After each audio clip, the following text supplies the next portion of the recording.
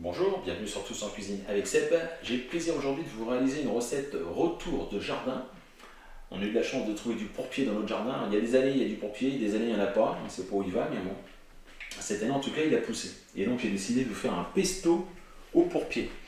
Et le pourpier, voilà, c'est cette herbe qui pousse à ras du sol, comme ça. Et la racine est là. Et donc ça rampe vraiment sur le sol. Et quand il est un peu gros comme ça, on peut faire une salade, mais quand il est un peu gros comme ça, bon, on préfère nous le transformer en pesto. Donc voilà, j'en ai cueilli un peu, il y en a pas mal au jardin, mais j'en ai cueilli juste un tout petit peu parce que il a pas mal, il a poussé d'un seul coup, il est assez gros, donc pas faire de salade. Et pour la recette, il va nous falloir 200 g donc de pourpier, on prendra que les feuilles, 30 g de parmesan, 30 g de pignon de pain, une petite gousse d'ail, celle-ci est un peu grosse, on n'en prendra que la moitié. 5 centilitres d'huile d'olive, peut-être qu'on en rajoutera si le mélange est trop compact, et un petit peu de sel. Donc la première étape, une fois que vous avez bien lavé votre pourpier, déjà dites-moi si vous en trouvez dans votre jardin et si vous vous demandiez ce que c'était, parce que les gens pensent que c'est une mauvaise herbe et l'arrachent en général.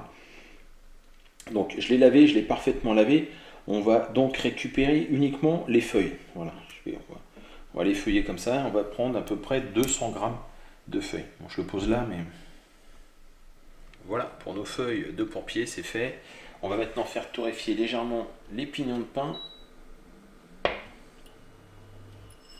Une fois que les pignons de pain sont légèrement torréfiés, la recette est quasiment finie. Il n'y a plus qu'à tout assembler.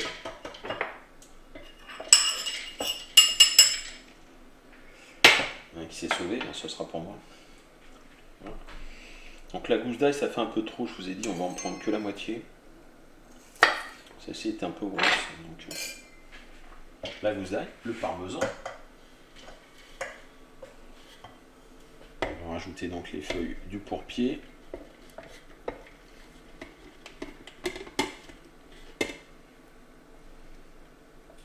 On va mettre tout de suite une pincée de sel. Voilà. On va commencer à mixer et on va rajouter l'huile au fur et à mesure.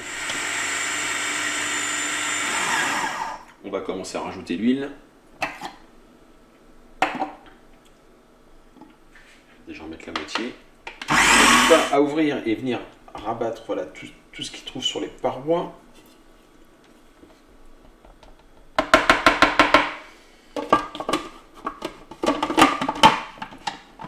Et on continue à mixer. Voilà notre pesto qui est prêt. Je le mets dans un petit bocal. Et voilà. Ça c'est idéal avec des pâtes. Oh, qu'est-ce que c'est bon. C'est vraiment très très bon. Donc je vous disais, c'est idéal avec des pâtes. On peut venir aussi napper une viande qu'on va faire griller. D'ailleurs, ça va être notre cas ce soir. Et ben voilà, la recette est terminée. Alors j'espère que vous avez du pourpier chez vous et que vous ne saviez pas quoi en faire. Donc c'est l'occasion. Si vous n'en avez pas, je ne sais pas si on peut planter des graines de pourpier. Madame ne sait pas non plus. En tout cas, nous, il est arrivé dans le jardin depuis très longtemps. Au début, on ne sait pas quoi en faire. Et puis, au fur et à mesure. Voilà. Écoutez, moi, je vous remercie et je vous dis à très bientôt pour de nouvelles recettes. Au revoir.